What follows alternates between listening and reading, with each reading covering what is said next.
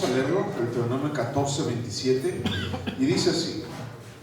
Dice: y no desampararás al levita que habitare en tus poblaciones, porque no tiene parte ni heredad contigo.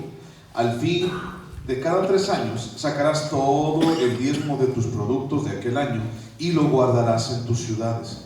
Y vendrá el levita que no tiene parte ni heredad contigo, y el extranjero, el huérfano, la viuda que hubiera en tus poblaciones, y comerán y serán saciados, para que Jehová tu Dios te bendiga en toda obra que tus manos hicieren. ¿Ok? Vamos a orar. Padre Santísimo, te damos muchísimas gracias. Dios, confiamos en ti, Jesús. Tú eres nuestro sustento, tú eres nuestra ayuda, Señor. Tú eres nuestro Rey, Señor. Y el día de hoy, Padre Santo, queremos venir delante de ti, Señor, darte a ti la gloria, la honra, Señor. Pero también, Jesús, queremos pedirte, Padre, que el día de hoy nos hables, como siempre lo has hecho, Dios, de una manera extraordinaria, Señor, de una manera grandiosa, Padre. Que tú, Señor, seas aquel Dios que escuche nuestro corazón. Señor, nuestro espíritu hoy está vivo, Señor, y está vivo por causa tuya, Señor. Antes estábamos muertos en nuestros delitos y pecados, pero hoy, Señor, podemos tener vida en abundancia, Jesús, gracias a ti, a tu sacrificio. Y, Señor, esa vida en abundancia tiene que ver con tu palabra y con tu amor, Señor, con tu verdad. Gracias, Dios, porque podemos estar juntos, Señor, y estar aquí escuchando tu voz. Dios, ven en el nombre de Cristo Jesús. Amén, Señor. Muy bien, Deuteronomio capítulo 14, versículo 27 al 29 es prácticamente ya lo que vamos a estar terminando. Hoy, digamos, sería la última predicación de este estudio. Fueron como 7 más o menos, y si no me equivoco, como 7 predicaciones acerca del diezmo, de la ley del diezmo. Y tú la puedes ver allí en el versículo 22. Bueno, en mi Biblia trae un título que dice la ley del diezmo. Y entonces, esta ley, bueno, ya hemos platicado muchísimo y hemos estado bajo una frase en específico, y la frase es: indefectiblemente diezmarás. Y hemos estado trabajando sobre esa frase. Hemos estado trabajando acerca de cómo es que Dios realmente quiere que nosotros, pues, hagamos las cosas en cuanto a las finanzas. Y bueno, vemos no solamente, por ejemplo, esta ley del diezmo, vamos a seguir platicando acerca de posesiones. Más adelante, en el capítulo 15, si tú puedes ver, por ejemplo, habla del año de remisión, habla acerca de los préstamos a los pobres, por ejemplo, también. Pero vamos a seguir hablando de posesiones, pero ya el asunto del diezmo hoy lo vamos a terminar, ¿ok? Podemos seguir hablando muchísimo, sí, pero tenemos que seguir avanzando. Y recuerda que ese es uno de nuestros distintivos, es hacerlo paso a pasito, poco a poco, verso a verso. Y eso es lo que nos distingue. Entonces, aquí estamos y estamos buscando dirección acerca de nuestra vida, acerca de las finanzas, y respectivamente, o más bien especialmente con respecto al diezmo. Entonces, no solamente esta ley, sino muchas otras que hemos estado viendo. Déjame decirte algo. Mira, cada mandamiento de Dios para su pueblo, cada mandamiento que Dios ha establecido para su pueblo ha tenido un porqué y también tiene un para qué. O sea, no es así como que un día Dios en la mañana vio que la gente está portando mal y ahora se me antoja hacer esto, ¿no? O de repente vio otra cosa, ahora se me antoja hacer esta otra cosa, les voy a mandar ahora a ver esto, ¿no? No fue así. Entonces no podemos pensar que en algún momento algo de lo que está escrito, pues así como que nada más se le ocurrió a Dios, ¿no? Así como que, pues vamos, me falta un pedacito ahí en blanco para llenarle, ¿qué les voy a poner? Pues bueno, que lo hagan así, que diezmen indefectiblemente. No es así. Dios no se equivoca, y cada mandamiento de Dios para su pueblo tiene un porqué y un para qué. Y hemos estado descifrando y hemos estado aprendiendo de esto, ¿no? En estas semanas también. Y dentro de lo que Dios ha dicho, dentro de su palabra, vemos que las profecías, por ejemplo, vemos profecías que se han cumplido. Vemos que Dios ha dicho cosas y entonces con el paso del tiempo pareciera ser que no vienen, que no se cumplen, pero ¡pum!, un día se cumplen todas, ¿no? O por ejemplo, cuando vemos la ley levítica o el tabernáculo, vemos todo el ritualismo de la ley y podemos decir, bueno, ¿y eso para qué, no? O sea, ¿por qué Dios hizo esto de esta manera? ¿Por qué Dios escogió estos colores? ¿Por qué Dios quiso estos materiales? Hablando del tabernáculo y eso, ¿no? Y entonces podemos decir, ¿por qué? Pero recuerda, siempre hay un por qué y hay un para qué. podemos hablar de lugares, podemos hablar de las formas también de cómo Dios ha hablado, y todas ellas tienen un porqué y un para qué. O sea, hablando de ciudades, hablando de personajes, hablando de formas, todo ha llegado a formar parte de todo un gran propósito de Dios para la vida del hombre. Y este propósito se ha cumplido a través de Jesucristo. Y entonces todo ese ritualismo, todos esos lugares, todos esos personajes, todos esos mandamientos siempre apuntan a una sola persona, y se llama Jesucristo. Y entonces todo eso es sustentado por el Espíritu Santo hasta el día de hoy en nuestras vidas también. Cuando hablamos de profecías en el Antiguo Testamento, muchísimas profecías se han referido al Mesías, a Jesús. Y entonces vemos en el Nuevo Testamento que Jesús nace y que Jesús crece y muere y resucita, y entonces todas esas profecías fueron cumplidas. Y hoy el Espíritu Santo nos sustenta dentro de ellas. Y el día de hoy somos hijos de Dios, y el Espíritu Santo viene a corroborar y a comprobar en nuestro corazón que podemos clamar a Dios y decirle: Abba, Padre. Y decir: Señor, aquí estoy, Señor. Todo eso es por obra y gracia de Dios hasta el día de hoy. Bueno, pero ahora regresamos al asunto del dinero, ¿no? Por así decirlo. En el asunto del diezmo, claramente Dios nos muestra sus propósitos a través de los 4 puntos primordiales que ya estudiamos anteriormente. ¿Te acuerdas de esos 4 puntos primordiales que hemos estado estudiando? Ese taller de finanzas que ya vimos anteriormente. El primer tema o el primer estudio se llamaba Primero lo Primero. ¿Ok? Entonces, el asunto del diezmo, el propósito de Dios con el diezmo, con el dinero, con las posesiones, lo vemos claramente en estos 4 temas, en estos 4 puntos. 1, primero lo primero. Significa darle a Dios primero. Y recuerda lo que te dije en algún momento: podemos estar diezmando sin dar el diezmo. ¿Ok? Parece como un trabalenguas, parece como que se contrapone una cosa con la otra, pero no es cierto. Podemos dar el diezmo, pero no estar diezmando correctamente. Entonces, el primero fue primero lo primero. El segundo tema fue el principio de la multiplicación. Y entonces este principio de la multiplicación básicamente decía: bueno, ¿qué es lo que quieres que pase con las posesiones o con las finanzas? Bueno, si tú quisieras que hubiera abundancia, entonces tienes que llevarlo a las manos de Dios, a las manos del Maestro, y tienes que dejar que Él lo bendiga. Y ese fue el principio de la multiplicación. El punto número 3 o el tema número 3, ¿te acuerdas cuál fue? Fue la prueba del corazón. Y entonces el diezmo es parte de esa prueba. El diezmo es una prueba para cada uno de nosotros, cuando nosotros entendemos que Dios está probándonos en esa área que se llama nuestro corazón. Un área muy difícil, en donde de repente, híjole, nos vamos para un lado o nos vamos para el otro, pero no hacemos lo que tenemos que hacer. Y entonces la prueba del corazón. Y el cuarto fue destruyendo la avaricia, si tú recuerdas, destruyendo la avaricia. Y entonces mucha gente de repente pues ha pensado así como: bueno, pues yo voy a dar para tener mucho más, o yo no doy porque entonces me voy a quedar sin nada. Y entonces eso, pues ya sabes, ¿no? Es avaricia. Ya platicamos también eso, que en algún momento puede llegar a ser hasta una lucha espiritual en nuestras vidas, el dar. El diezmo, el ofrendar, puede llegar a hacer esto en nuestras vidas por causa de todas las implicaciones alrededor. No lo voy a repetir, pero nada más es para recordar.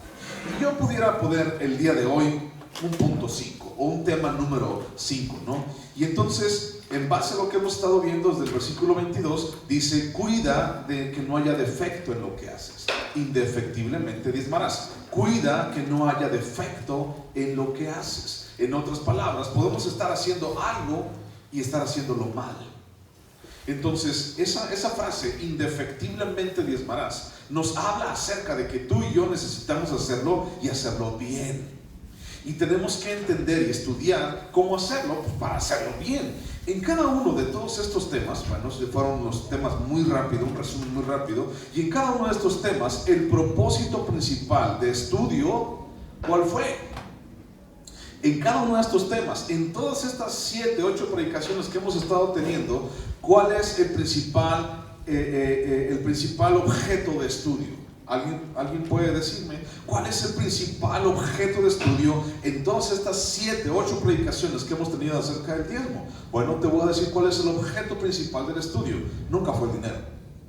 Nunca lo fue.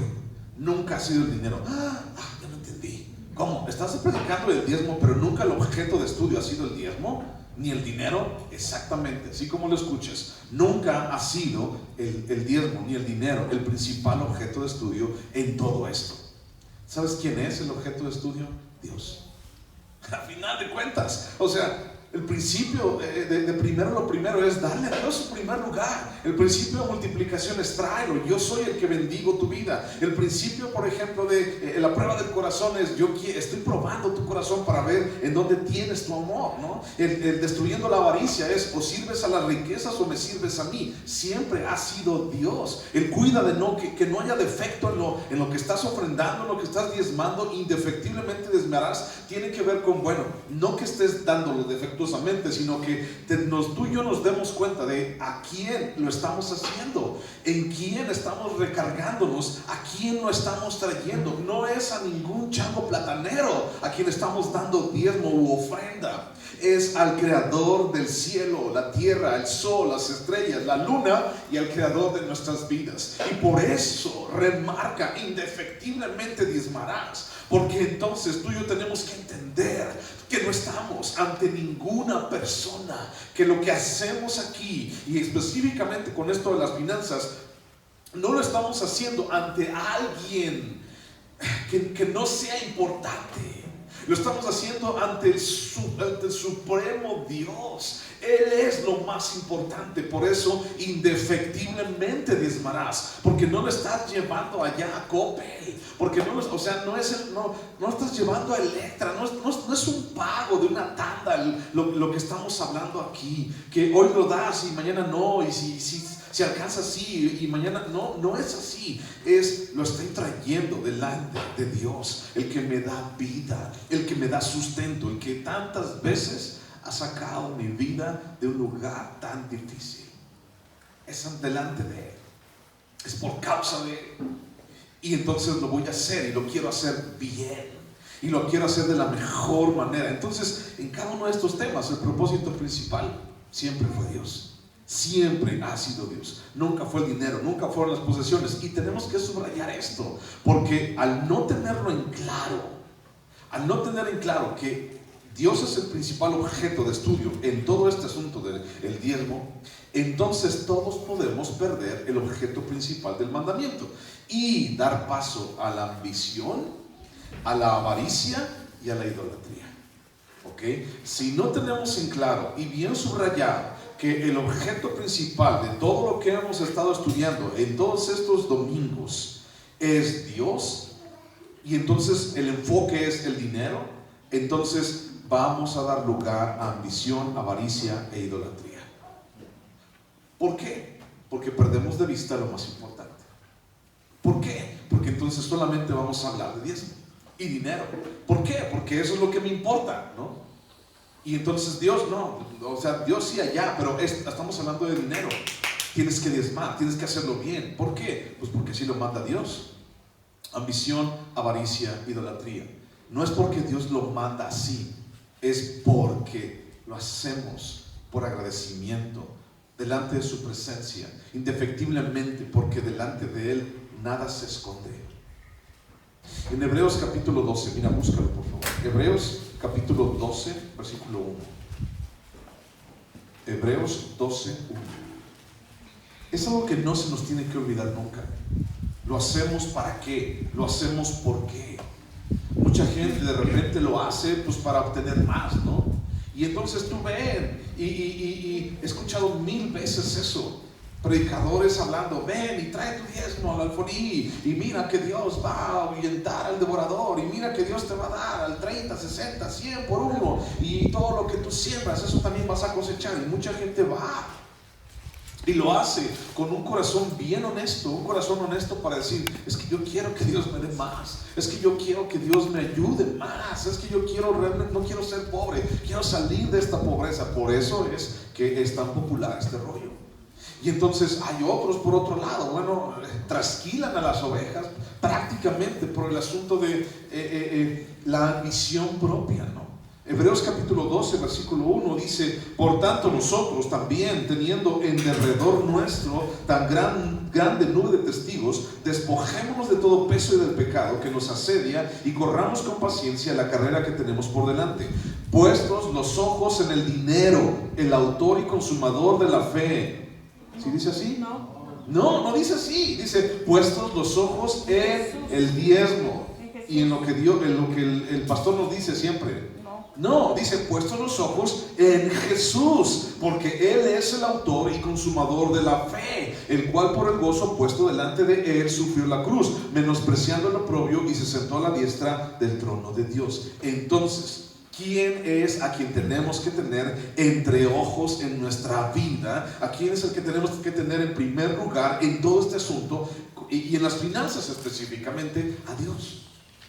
Jesús, el autor y consumador de todo lo que soy, y que no menospreció morir por ti y por mí. Y Él murió por ti y por mí. Entonces, ni tú ni yo tenemos que olvidar esto. Primera de Timoteo capítulo 6, ahí está atrásito. Primera de Timoteo capítulo 6, y mira lo que dice. Quiero hacer énfasis en esto, ¿ok? Primera de Timoteo capítulo 6, versículo 9. Primera de Timoteo 6, 9. Dice: porque los que quieren enriquecerse caen en tentación y lazo, y en muchas codicias necias y dañosas que hunden a los hombres en destrucción y perdición. Porque raíz de todos los males es tener dinero, dice allí. ¿Sí dice así? No. ¿Estás mal porque tienes dinero en tu vida?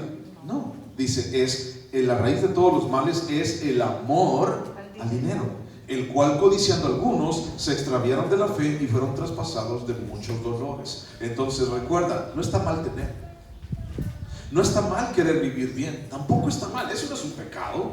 El asunto es cuando ese asunto del dinero se vuelve una obsesión, se vuelve una ambición, se vuelve avaricia, y en algún momento dado también se vuelve una idolatría, porque amamos más a esto que a Dios mismo. Y no es solamente el dinero, podemos hablar de personas, podemos hablar de ministerios, podemos hablar de lo que hacemos, podemos hablar de mil cosas que se convierten en nuestro Dios en un momento determinado y ni nos damos cuenta. Ahora, la intención de Dios en cuanto a la enseñanza del diezmo, lo que hemos estado platicando en todos estos domingos, nunca ha sido exaltar el dinero. El dinero no es lo importante, sino Dios ha decidido, dice, bueno, o más bien, lo que Dios quiere hacer más bien en nuestras vidas es poner al dinero en el lugar donde debe ser, en el lugar donde debe estar, y enseñarnos a nosotros a dar la gloria a Dios en medio de las posesiones, a la par de ser buenos mayordomos de lo que Dios nos da. Tienes poquito, sé buen mayordomo. Tienes mucho, sé buen mayordomo. El asunto es cómo dar la gloria a Dios en medio de las posesiones. No dice diezma si eres rico. No dice diezma si tienes, si te sobra. Dice indefectiblemente diezmarás. Y no pregunta, no dice si tienes poquito, si tienes mucho. No dice lo harás. No importa cómo estés, lo harás. No importa si tienes o no, lo harás. Ahora, esto pareciera ser intransigente, así como que, ay, ¿por qué? ¿Por qué es Dios así? Pero el asunto es enseñarnos a dar la gloria a Dios en medio de las posesiones. Ya platicamos mucho de esto anteriormente. Yo quiero seguir adelante. Puedes buscar las prédicas, allí están en internet, y puedes volver a ponerlas cuantas veces quieras. Aquí estoy también para dudas y situaciones o aclaraciones más allá de los domingos o más allá de la predicación con respecto al diezmo. Entonces queremos seguir avanzando, pero recuerda esto, subrayado: la intención de Dios nunca ha sido exaltar el dinero, nunca ha sido hablar de dinero, nunca mi intención ni el tema aquí, aunque ha sido el diezmo, nunca ha sido hablar de dinero, ha sido hablar de Dios y de la importancia de Dios en nuestras vidas, y de cómo nosotros en medio de las finanzas, en medio de las posesiones, tenemos que dar gloria a Dios y ser buenos mayordomos. Eso es de lo que hemos estado hablando. Ahora, bueno, regrésate a Deuteronomio capítulo 14, versículo 27. Deuteronomio 14, 27, y dice: Bueno, ya hablamos del diezmo y de que si tú quieres, entonces lo vendas, lo guardes, lo lleves. Ya hablamos de eso y delante de Dios. Des la cara delante de Dios. Versículo 27 dice: y no desampararás al levita que habitare en tus poblaciones, porque no tiene parte ni heredad contigo. Ok, dice el versículo 27: no desampararás al levita que habitare en tus poblaciones. Bueno, vamos a ver, muchos de ustedes tal vez lo saben, pero los que no lo saben, vamos a buscar ¿de qué se trata este asunto de los levitas? Números capítulo 1, por favor. Vete un libro para atrás. Números capítulo 1. Solamente para que quede en referencia. Números capítulo 1, versículo 47. Y quiero enseñarte algo muy padre acerca de los levitas. Números capítulo 1, versículo 47. Dice así: pero los levitas, ¿saben quiénes eran los levitas? Los descendientes de la tribu de Leví. ¿Quién era Leví? Uno de los hijos de Jacob. Y esos hijos de Jacob, Leví era parte de las 12 tribus. ¿De acuerdo? Bueno, no era parte de las 12 tribus, pero era parte de los hermanos, pues, de los hijos de Jacob. Leví se cocinaba aparte, por así decirlo. Leví tenía una misión aparte de todo el pueblo. Dice: pero los levitas, que son los levitas, los de la tribu de Leví, según la tribu de sus padres, no fueron contados entre ellos. Está hablando del censo para la guerra. No fueron contados entre ellos, porque habló Jehová a Moisés diciendo: solamente no contarás la tribu de Leví, ni tomarás la cuenta de ellos entre los hijos de Israel, sino que pondrás a los levitas en el tabernáculo del testimonio, y sobre todos sus utensilios, y sobre todas las cosas que le pertenecen. Ellos llevarán el tabernáculo y todos sus enseres, y ellos servirán en él y acamparán alrededor del tabernáculo. Y cuando el tabernáculo haya de trasladarse, los levitas lo desarmarán, y cuando el tabernáculo haya de detenerse, los levitas lo armarán, y al extraño que se acercare morirá. Y los hijos de Israel acamparán cada uno en su campamento, y cada uno junto a su bandera por sus ejércitos. Pero los levitas acamparán alrededor del tabernáculo del testimonio, para que no haya ira sobre la congregación de los hijos de Israel. Y los levitas tendrán la guarda del tabernáculo del testimonio. E hicieron los hijos de Israel conforme a todas las cosas que mandó Jehová a Moisés, así lo hicieron. Los levitas, descendientes de Leví, eran aquellos los cuales tenían a su cuidado el tabernáculo, los cuales se encargaban de toda la administración del tabernáculo, de los enseres, de la madera, de doblar, de lavar, de limpiar, de armar, de desarmar, de cargar, de cuidar, de acampar alrededor del tabernáculo. Ahora, allí mismo en Números capítulo 3, nomás darle una vuelta. Números capítulo 3, versículo 6. Números 3:6 dice: haz que se acerque la tribu de Leví, y hazla estar delante del sacerdote Aarón, para que le sirva. Es decir, estaba a servicio de Aarón. ¿Y quién era Aarón? Para este entonces Aarón era el sumo sacerdote, y los hijos de Aarón eran sacerdotes. Los descendientes de Aarón eran sacerdotes. Dice 7: y desempeñen el encargo de él, es decir, de Aarón, y el encargo de toda la congregación delante del tabernáculo de reunión, para servir en el ministerio del tabernáculo, y guarden todos los utensilios del tabernáculo de reunión, y todo lo encargado a ellos por los hijos de Israel, y ministren. Ministrar significa servir en el servicio del tabernáculo. Y darás los levitas a Aarón y a sus hijos, y les son enteramente dados de entre los hijos de Israel, y constituirás a Aarón y a sus hijos para que ejerzan su sacerdocio, y el extraño que se acercare morirá. Ya van 2 veces que leemos que dice que el extraño que se acercare morirá. Bueno, allí está más o menos, dice todo lo que tenían a cargo: utensilios, todo lo encargado por ellos, el tabernáculo, todo. Ahora busca por favor más adelante en Números 8. Números capítulo 8, versículo 19. Números 8, 19. Y dice: y yo he dado en don, que significa en regalo, por así decir, yo he dado en don los levitas a Aarón y a sus hijos de entre los hijos de Israel, para que ejerzan el ministerio de los hijos de Israel en el tabernáculo de reunión, y reconcilien. Esa palabra está bien padre, subráyala si quieres, está muy padre. Dice: y reconcilien a los hijos de Israel, para que no haya plaga en los hijos de Israel al acercarse los hijos de Israel al santuario. Esa era parte también de lo que los levitas tenían que hacer: reconciliar al pueblo. ¿Reconciliarlo con quién? Con Dios. Ahora bríncate a Números 18. Números 18, versículo 20. Números 18, 20. Ahora, estos cuates, los levitas, hombres todos ellos, se dedicaban al servicio del tabernáculo o posteriormente en el servicio del templo. Y todos ellos no recibían paga alguna. De hecho, todos ellos no tuvieron heredad. Cuando Josué entró en la tierra prometida, recuerda que ellos no fueron contados para darles un pedazo de tierra. O sea, ellos no tenían que tener ningún pedazo de tierra, nada, ninguna posesión. Bueno, vamos a leer, dice de Números 18:20, dice: y Jehová dijo a Aarón: de la tierra de ellos no tendrás heredad, ni entre ellos tendrás parte. Yo soy tu parte, dice Dios, y tu heredad en medio de los hijos de Israel. Y he aquí, yo he dado a los hijos de Leví todos los diezmos en Israel por heredad, por su ministerio, por cuanto ellos sirven en el ministerio del tabernáculo de reunión. Y no se acercarán más los hijos de Israel al tabernáculo de reunión para que no lleven pecado por el cual mueran. Mas los levitas harán el servicio del tabernáculo de reunión y ellos llevarán su iniquidad. Fíjate bien, los levitas llevaban la iniquidad o el pecado del pueblo. Estatuto perpetuo para vuestros descendientes, y no poseerán heredad entre los hijos de Israel. Porque a los levitas he dado por heredad los diezmos de los hijos de Israel, que ofrecerán a Jehová en ofrenda, por lo cual les he dicho: entre los hijos de Israel no poseerán heredad. ¿Ok?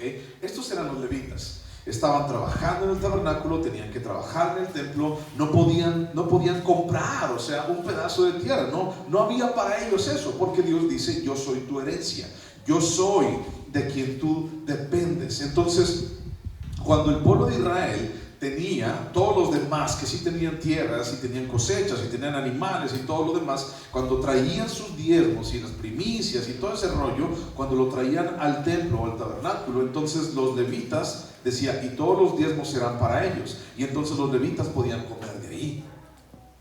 Entonces, ¿quién es el que sustentaba a ese pueblo, a esa tribu? Bueno, lo sustentaban los diezmos, las ofrendas, todo eso. Bueno, fíjate bien, recuerda esa palabra, la palabra que te dije, subráyala, es reconciliar. Y en este último, en Números capítulo 18, leímos algo también interesante. Dice: y los levitas llevarán el pecado o la iniquidad del pueblo, ¿ok? Para que el pueblo no se acerque. Y si algún extranjero, no solamente un extranjero significa que hay alguien de otro país, sino un extraño que no tenía que ver con el tabernáculo. Y si un extraño o un extranjero se acercara, entonces morirá. Y los levitas tenían el trabajo de que ellos no se acercaran, porque el lugar en donde estaba el tabernáculo era un lugar santo.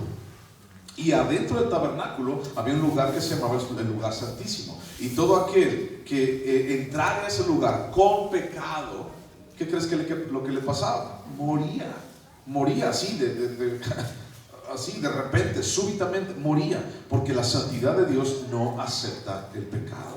Bueno, los levitas servían en el templo, tenían a su cargo las actividades propias del servicio espiritual, ¿ok? Servicio espiritual para el pueblo, o sea, servían al pueblo de una manera espiritual. No quise poner religiosamente, pero de una manera espiritual. Y entonces la gente se acercaba a ellos, y entonces ellos traían las ofrendas. Ellos no podían acercarse, el pueblo, y entonces el pueblo traían y decían al levita: ¿sabes qué? Mira, yo pequé y aquí vengo, y mira esto, y échame la mano. Y el levita tenía esa responsabilidad: mira, vamos y te voy a llevar al sacerdote o al sumo sacerdote para que pagues tus votos, para que hagas esto y pagues aquello, todo lo demás. Era el servicio de los levitas.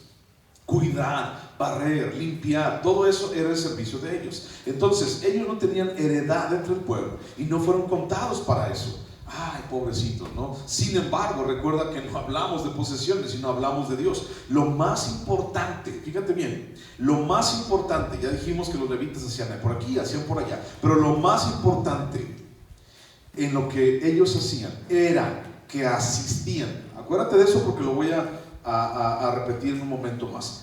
Lo más importante que ellos hacían no era limpiar el tabernáculo, no era cargar, descargar, armar, desarmar. Lo más importante que ellos hacían eran asistir como asistentes al sacerdocio o al sumo sacerdote en sus funciones diarias. Solamente recuerda, había un sumo sacerdote, y los descendientes varones, hijos de ese sumo sacerdote, eran sacerdotes, y ellos pues eran poquitos. nada más eran descendientes de Aarón, los únicos. Y entonces toda la bola de levitas servían, ayudaban al sacerdote, al sumo sacerdote y a los sacerdotes en sus funciones diarias. ¿Cuáles eran sus funciones diarias? Los levitas no podían llegar hasta el lugar santísimo, solamente el sumo sacerdote. Y entonces, en todas esas cuestiones diarias de sacrificar, de llevar el holocausto, todo eso que ellos hacían, los asistían, eran como sus asistentes, por así decirlo. Y tenían un trabajo muy importante. El trabajo más importante era ayudar al pueblo a acercarse a Dios. Okay. Ese es el trabajo más importante, ayudar al pueblo, asistir al pueblo, ayudar al pueblo a acercarse a Dios, ayudar al pueblo a conocer a Dios, okay. Ayudar al pueblo a escuchar a Dios, ayudar al pueblo a alabar a Dios, porque muchos de esos levitas también eran músicos, y también ayudaban al pueblo a darle la gloria a Dios. Era prácticamente lo más importante que ellos hacían. Y entonces imagínate, un levita descansando en su campamento alrededor del tabernáculo. Imagínate, venía un israelita y le decía, eran primos, uno tribu de Leví y la tribu de Rubén, eran hermanos, eran primos. Y entonces, oye, Pri, pues tú que estás ahí cerquita, bueno, tú que estás más cerquita ahí del santuario y todo lo demás, oye, ¿cómo es la voz de Dios? Y entonces tal vez el levita pudo haber escuchado algún día la voz de Dios, ¿no? Porque prácticamente no era algo muy aislado. El tabernáculo eran solamente tiendas de acampar. Entonces todos se escuchan de un lado. Si el día de hoy entre las paredes de nuestras casas de Infonavit todo se oye, Rosita, vete por 1 kilo de tortillas. No quiero, mamá. O sea, vecina, yo voy por él. Voy por una coca también. Y no, ni siquiera abriste la puerta. Todo se oye. Imagínate en una casa de campaña. Todo se escuchaba. Entonces imagínate un descendiente de la tribu de Rubén o de Manasés o de Efraín. Y entonces llegaba con un levita y decía, Pri, ¿tú has escuchado la voz de Dios? Y tal vez el levita decía, sí, un día la escuché. Un día que Moisés se metió. Y tal vez el Pri de Rubén decía, dime cómo es, dime cómo se escucha. Yo no puedo acercarme, pero ustedes sí se pueden acercar. Dime cómo es. Qué privilegio, Pri, qué privilegio tienes. ¿Alguna vez escuchaste la voz? ¿Qué dijo? Bueno, yo escuché que le dijo a Moisés que no tendrás dioses ajenos delante de mí. ¡Wow! ¿Y eso qué significa, Pri? Bueno, significa que solamente Él es el objeto de nuestra adoración, nadie más. ¡Wow! Oye, mira, traigo este chivo. Oye, ¿puedes ayudarme? Yo quiero ir con Dios y quiero conocer, aunque sea de lejos, a ese Dios que tú has escuchado. Quiero conocer, aunque sea de lejos, a ese Dios que retumba en toda la tierra cuando habla. Yo no puedo acercarme, pero tú sí. Y entonces el levita tenía eso, ¿no? Podía ayudar al pueblo a conocer a Dios, a acercarse a Dios. Ese era el trabajo más importante del levita, a escuchar a Dios, a alabar a Dios. Y entonces tal vez los demás pris no sabían tocar. Entonces los levitas decían, mira, vamos a tocar así, vamos a cantar así. Es que hay algo en mí. Llegaba alguien de la tribu de Judá, ¿no? Es que yo me traigo aquí una canción, Pri. Y entonces llegaba y le decía, ¿cuál es la canción? Bueno, el león de la tribu de Judá, pero no sé ponerle música. Y estaba el levita, ahora vamos a cantarla. El león de la tribu de Judá. Y entonces les ayudaban a alabar a Dios, a conocer a Dios, a escuchar a Dios, a darle la gloria a Dios. Y llegaba de repente otro, mira, es que pasó esto, es que tuve una situación así, es que como que Dios hizo un milagro en mi vida, mira, no había llovido y de repente un día llovió y salió todo el maíz o el trigo o la cebada que nosotros necesitábamos. Y entonces el levita tenía también la responsabilidad de decir, ¿sabes qué? Dale gloria a Dios, porque es Dios el que nos está sustentando. Ese era el trabajo más importante de los levitas. Busca Hebreos capítulo 7. Qué padre trabajo tenían los levitas, ¿no? Escuchar Porque imagínate, o sea, no podían ser sacerdotes ni sumo sacerdote, pero podían escuchar todo lo que los sacerdotes hacían. Podían ver, aunque sea de lejos, todo lo que ellos hacían y cómo se inclinaban delante de Dios y cómo iban delante del gran yo soy. Hebreos capítulo 7, versículo 22. Tener un trabajo muy importante. Y entonces, Hebreos capítulo 7, versículo 22, vamos a leerlo hasta el 28. Dice: por tanto, Jesús es hecho fiador de un mejor pacto, y los otros sacerdotes llegaron a ser muchos, debido a que por la muerte no podían continuar. Mas este, o sea Jesús, por cuanto permanece para siempre, tiene un sacerdocio inmutable, por lo cual puede también salvar perpetuamente a los que por él se acercan a Dios, viviendo siempre para interceder por ellos. Porque tal sumo sacerdote nos convenía, santo, inocente, sin mancha, apartado de los pecadores y hecho más sublime que los cielos, que no tiene necesidad cada día, como aquellos sumos sacerdotes, de ofrecer primero sacrificios por sus propios pecados y luego por los del pueblo, porque esto lo hizo una vez para siempre, ofreciéndose a sí mismo. Porque la ley constituye sumos sacerdotes a débiles hombres, pero la palabra del juramento posterior a la ley, al Hijo, hecho perfecto para siempre. Entonces, el sacerdocio terminó. Cuando Jesús vino, cuando Jesús nació y cuando Jesús estuvo con nosotros y llevando su sacrificio a la cruz, cuando hizo esto, Jesús fue al mismo tiempo, fue la ofrenda, fue el sumo sacerdote. Él fue el que se ofreció, nadie lo obligó, Él se ofreció, y también Él resucitó. Y entonces el sumo sacerdote más grande que tenemos no murió, sigue vivo. Y entonces cuando Aarón murió, uno de sus hijos, entonces le siguió. Y cuando ese hijo se murió, pues uno de sus hijos de él le siguió. Y cuando ese murió, uno de esos dos hijos de él también le siguió. Y cuando ese murió no tenía hijos, y entonces buscaron a otro, y entonces trajeron a otro y lo pusieron. Y siempre ponían uno, y luego otro, y luego otro, y luego otro, porque eran débiles hombres que morían. Jesús murió en la cruz y cumplió todo lo que tenía que ver con ofrendas, con sacerdocio. Pero no solamente murió, sino que al tercer día resucita. Y entonces ya no hay más sumos sacerdotes. Ya no hay, es que ya se murió ese. No. Si Jesús hubiera muerto, pues entonces tendríamos que buscar a otro. Pero Jesús no murió. Él está vivo, amén. Él está vivo, y por causa de que Él está vivo, entonces ya no se necesitan sumos sacerdotes, ya no se necesita ese oficio.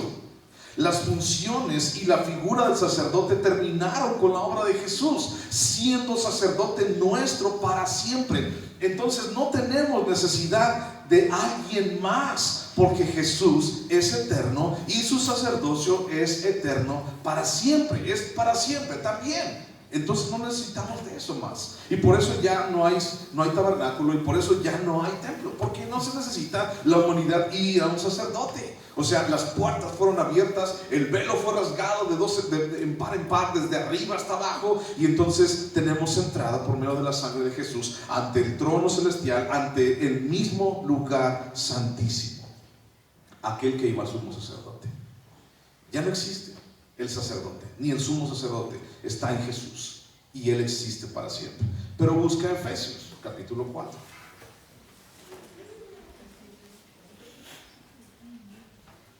Efesios capítulo 4. Eso tiene que ver con el Antiguo Testamento. Ahora vamos a ver qué onda con el Nuevo Testamento, en el cual nosotros, pues bueno, estamos viviendo todo esto, ¿de acuerdo? Toda la palabra es buena, toda la palabra es útil.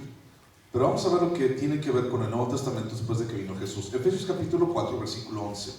Dice: y Él mismo, está hablando de Jesús, Él mismo constituyó a unos apóstoles, a otros profetas, a otros evangelistas, a otros pastores y maestros, a fin de perfeccionar a los santos. ¿Quiénes son los santos? Nosotros, los escogidos, para la obra del ministerio, para la edificación del cuerpo de Cristo, hasta que todos lleguemos a la unidad de la fe y del conocimiento del Hijo de Dios, a un varón perfecto, a la medida de la estatura de la plenitud de Cristo, para que ya no seamos niños fluctuantes, llevados por doquiera de todo viento de doctrina, por estratagema de hombres que para engañar emplean con astucia las artimañas del error, sino que siguiendo la verdad en amor, crezcamos en todo en aquel que es la cabeza, esto es Cristo, de quien todo el cuerpo, bien concertado y unido entre sí por todas las coyunturas que se ayudan mutuamente, según la actividad propia de cada miembro, recibe su crecimiento para ir edificándose en amor. Dios constituyó personas, hombres, los cuales ayudan el crecimiento y la edificación de la iglesia, del pueblo. Entonces todos ellos, sacerdotes, aunque no exista el templo, el tabernáculo, levitas, ¿recuerdas? Los levitas, su tarea importante. ¿Cuál era su tarea importante? Bueno, la tarea importante de ellos era recoger aquí y limpiar aquí, limpiar allá y cargar aquí. Pero la tarea más importante, ¿cuál era? ¿Te acuerdas cuál era la tarea más importante para ellos? Era conocer a Dios, dar a conocer a Dios, acercarse a Dios, llevar al pueblo a acercarse a Él, llevar al pueblo a alabar a Dios, llevar al pueblo a dar la gloria a Dios. Y recuerdas esa palabra, reconciliar al pueblo con Dios, llevando la iniquidad del pueblo en sus hombros. Eso era parte de los levitas. Y aunque hoy ya no hay ni tabernáculo ni templo, los levitas existen todavía.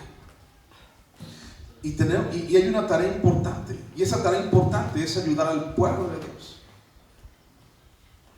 Esa tarea importante es ayudar al pueblo a acercarse a Dios. Esa tarea importante es ayudar a la gente a edificarse. 1 Timoteo capítulo 5.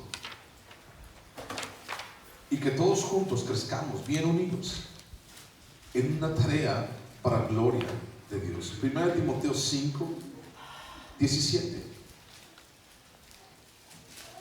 Y dice así: los ancianos, 1 Timoteo 5, 17, los ancianos que gobiernan bien sean tenidos por dignos de doble honor, mayormente los que trabajan en predicar y en enseñar, pues la Escritura dice: no pondrás bozal al buey que trilla, y digno es el obrero de su salario. Aquí está hablando de aquellos que trabajan para la obra de Dios. 1 Corintios capítulo 9. 1 Corintios capítulo 9, versículo 7.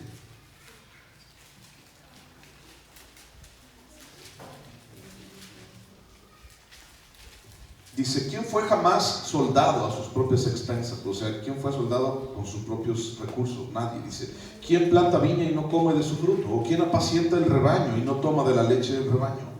Digo esto solo como hombre. ¿No dice esto también la ley? Porque en la ley de Moisés está escrito: no pondrás bozal al buey que trilla. ¿Tiene Dios cuidado de los bueyes? ¿O lo dice enteramente por nosotros? Pues por nosotros se escribió: porque con esperanza debe arar el que ara, y el que trilla con esperanza de recibir el fruto. Si nosotros sembramos entre vosotros lo espiritual, es gran cosa si cegáramos de vosotros lo material. Si otros participan de este derecho sobre vosotros, ¿cuánto más nosotros? Pero no hemos usado de este derecho, sino que lo soportamos todo, por no poner ningún obstáculo al evangelio de Cristo. ¿No sabéis que los que trabajan en las cosas sagradas comen del templo, y de los que sirven al altar, del altar participan? Así también ordenó el Señor a los que anuncian el evangelio que vivan del evangelio. Pero yo de nada de esto me he aprovechado, ni tampoco he escrito esto para que se haga así conmigo, porque prefiero morir antes que nadie desvanezca esta mi gloria. Pues si anuncio el evangelio, no tengo por qué gloriarme, porque me es impuesta necesidad, y ay de mí si no anunciar el evangelio. Por lo cual, si lo hago de buena voluntad, recompensa tendré. Pero si de mala voluntad, la comisión me ha sido encomendada. ¿Cuál pues es mi galardón? Que predicando el evangelio presente gratuitamente el evangelio de Cristo, para no abusar de mi derecho en el evangelio. Esas son palabras del apóstol Pablo hacia la iglesia de Corinto en cuanto a su sustento. Y todo esto te lo digo por lo siguiente. Regresando al versículo 27, no desampararás al levita que habitare en tus poblaciones. Te lo digo por lo siguiente, ¿no? Ya no hay tabernáculo, ya no hay templo, ya no hay sacerdocio, ya no hay este tipo de cosas. Pero todavía vemos gente que nos preocupamos por ti. Todavía hay personas que queremos que crezcas y que crezcas espiritualmente. Todavía hay unos cuantos, tal vez, que buscamos que tu vida sea renovada y que buscamos que tu vida cambie y y que buscamos que tu matrimonio sea agradable delante de Dios y buscamos que dejes tu vieja manera de vivir. Y todavía hay algunos que soportamos muchas cosas para poder seguir predicando el Evangelio. Yo no puedo decirte que soy levita porque no desciendo de la tribu de Leví, pero sí puedo decirte que el trabajo de los levitas también es mío: darte a conocer a Dios, ayudarte a darle la gloria a Dios y asistir o ser asistente del sumo sacerdote Jesús. Yo ayudo a ese sumo sacerdote a que tú te acerques a él, a que tú te acerques allá. Y quiero decirte algo, y quiero que lo guardes en tu corazón. No es ningún regaño ni nada por el estilo, solamente quiero que lo guardes en tu corazón. Yo no estoy jugando a ser tu pastor. Yo no estoy jugando a pararme aquí cada 8 días. Yo no estoy jugando. Dice Pablo, predicar el Evangelio es mi deber, predicarlo. Es mi deber hacerlo. Pero también dice Pablo, mira, si otros que son incircuncisos, que tienen derecho sobre ti, o sea, por ejemplo, vamos a hablar de los impuestos y de Hacienda, ¿no? Si ellos no te avisan y te quitan más del 10%, te quitan hasta 40% de tu salario, nosotros que trabajamos en lo espiritual tenemos derecho, y eso significa: no le pongas bozal al buey que trilla. Un animal así ayudaba a arar la tierra, ayudaba a remover la tierra, a sembrar. Y esa frase significa: no le pongas bozal mientras está trabajando, para que pueda comer de lo que hay y pueda seguir siendo fuerte para seguir ayudándote a trabajar. Mis hermanos, mi esposa y mis hijos y yo comemos de aquí. Tal vez no lo sabías, tal vez sí lo sabías. Mi esposa, mis hijos y yo comemos de este lugar. Cuando dice el versículo 27, no desampararás al levita que habitare en tus poblaciones, nosotros somos eso. Y lo que te estoy diciendo el día de hoy, al final de cuentas, mi hermano, también te digo algo: Dios nunca nos ha dejado sin comer.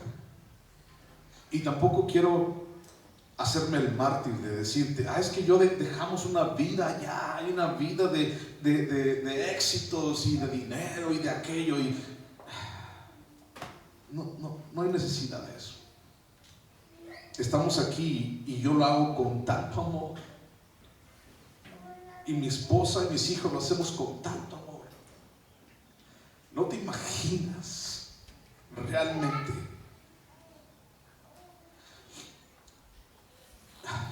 cada que este trabajo es cumplido en nuestras vidas.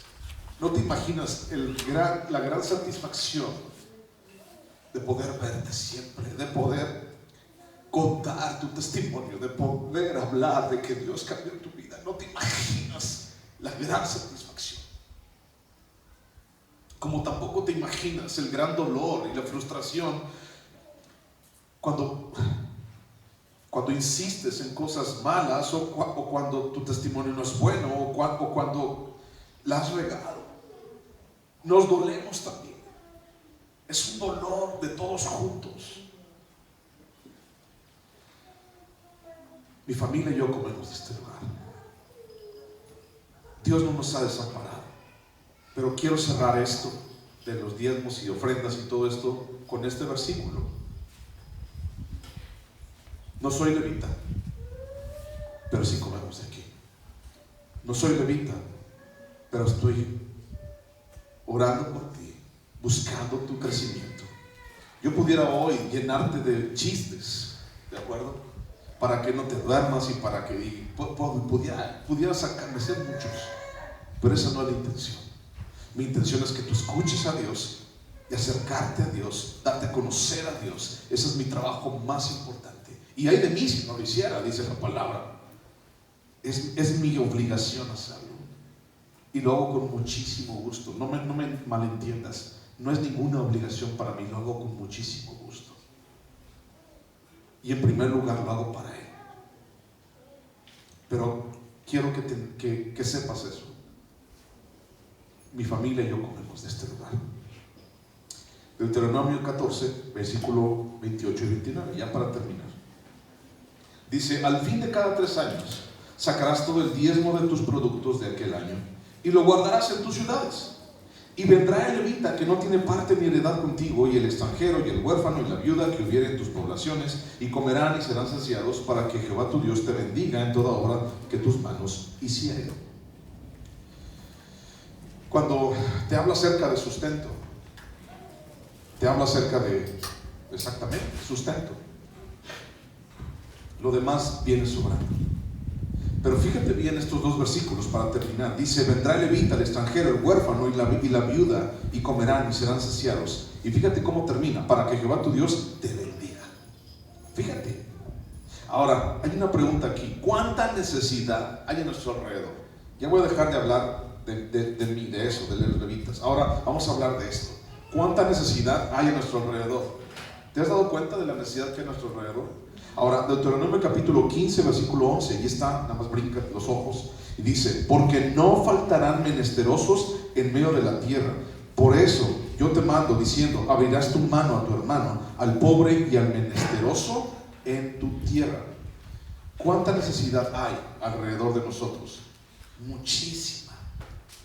La necesidad siempre ha existido y la necesidad siempre va a seguir existiendo. Y la pregunta aquí también sería: ¿qué hacemos con esa necesidad? O sea, vemos que la gente necesita, ¿qué hacemos nosotros? ¿No? Mira, el ser menesteroso, o sea, alguien que pide, pues, por así decirlo, el ser menesteroso, alguien que pide, hoy día es algo muy polémico. Y no me voy a meter en esa polémica. Es muy polémico porque hay muchísima gente que abusa, hay muchísima gente que ni siquiera está inválida o tiene una situación difícil, pero se pone a pedir, ¿no? Hay muchísima gente que yo veo con todas sus extremidades y está pidiendo, ¿no? Y hay gente que yo he visto también sin extremidades y está lavando un carro o está vendiendo semillas. Y hay gente así bien fuerte y hombres bien fuertes que dicen: oye, ¿me das para un taco? Y hay gente que viene en silla de ruedas y no te dice: dame para un taco, te dice: ¿me compras una paleta? Por eso es muy polémico. Y has visto tal vez miles de videos de gente que engaña y que abusa de las personas, ¿no? El ser menesteroso hoy es muy polémico, pero no voy a hablar de eso. Lo que quiero decirte es: no podemos perder de vista la necesidad a nuestro alrededor. No podemos perder de vista que hay necesidad y que sí la hay. En Mateo capítulo 25, vete a buscarlo por favor. Mateo 25.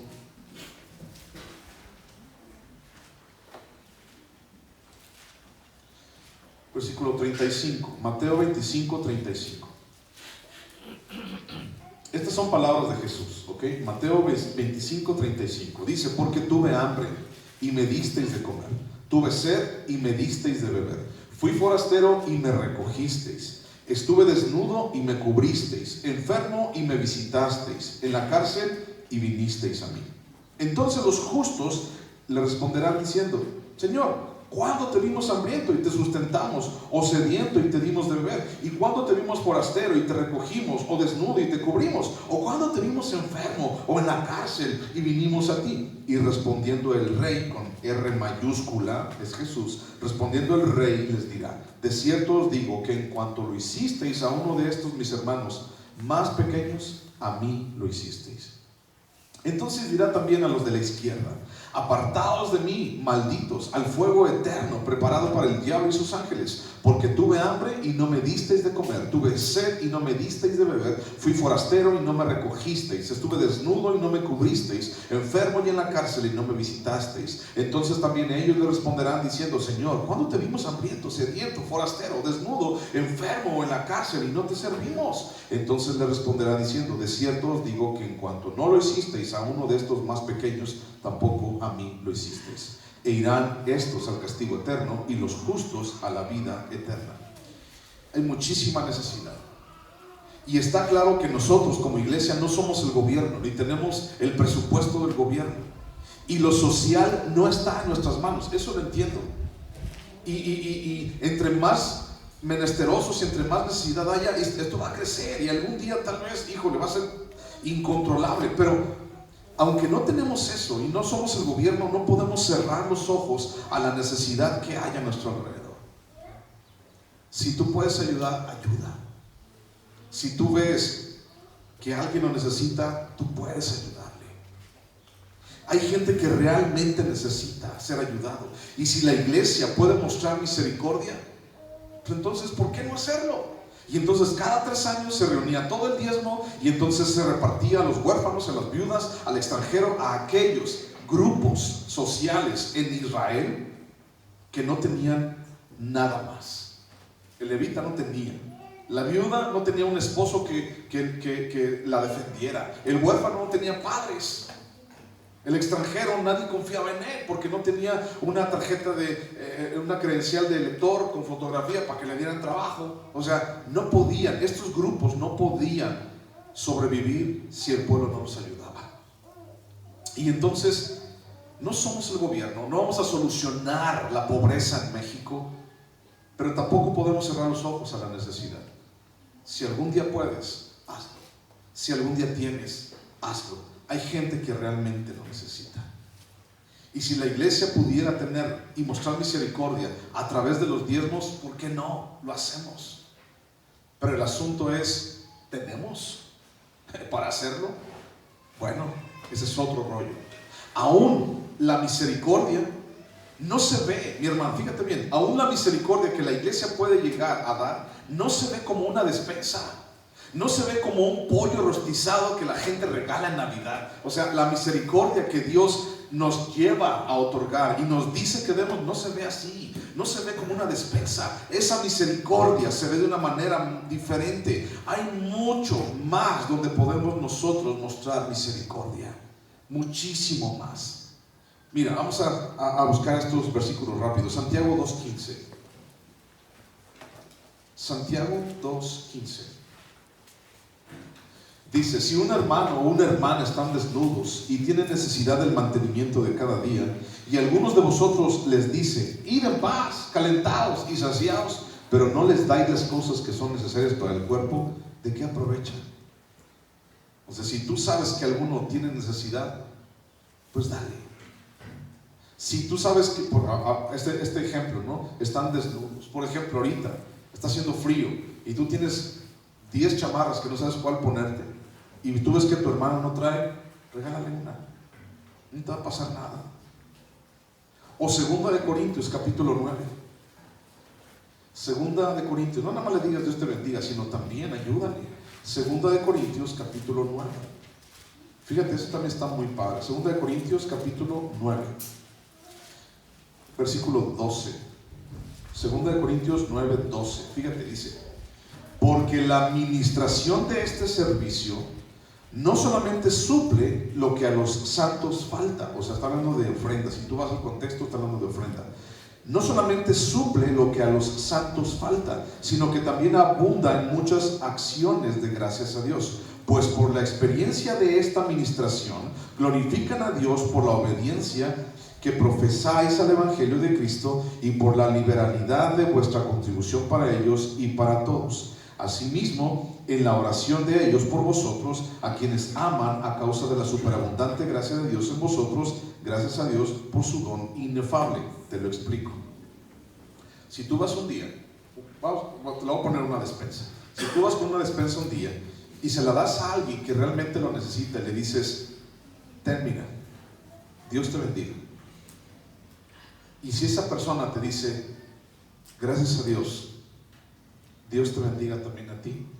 Esa es una oración para ti. Te está bendiciendo a ti, pero también le está dando gloria a Dios. Aunque esa gente no venga a la iglesia, no se incline delante de Dios, esa gente le está dando la gloria a Dios por lo que tú estás haciendo. Y tal vez en algún momento Vas a decir, es que yo sí se lo llevé a doña Chonita, una despensa, pero esa señora le dijo, ay, gracias a la virgencita, y ya desde ahí ya no quise dar nada, porque para que le anden dando gracias a otra persona, no. Tú haz lo que tienes que hacer y deja que Dios se encargue de lo demás. Vienen tiempos en donde es difícil, hay situaciones, hay gente que realmente no tiene. Y nosotros estamos llenándonos la panza de recalentado sobre recalentado, y hay gente que realmente no tiene.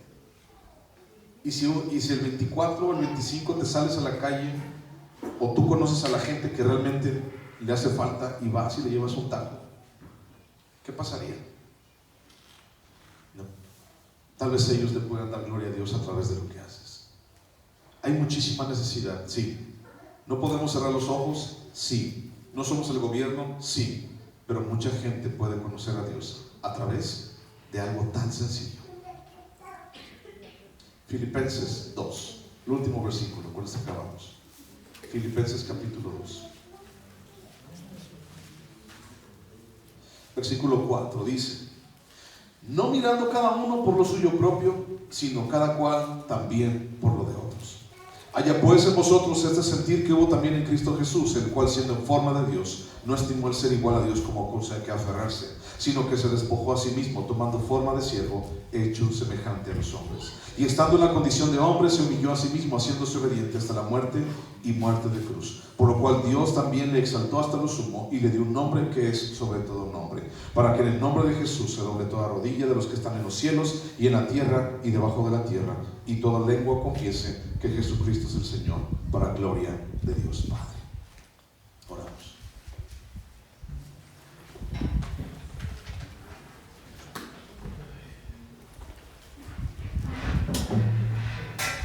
De alguna u otra manera, la gente a través de esta misericordia, a través de todo esto, le da la gloria a Dios. Necesitamos nosotros acercarnos a Él. Necesitamos abrir los ojos. Necesitamos ver qué podemos hacer. Te invito, te reto a que hagas. Ponte en pie, por favor. Vamos a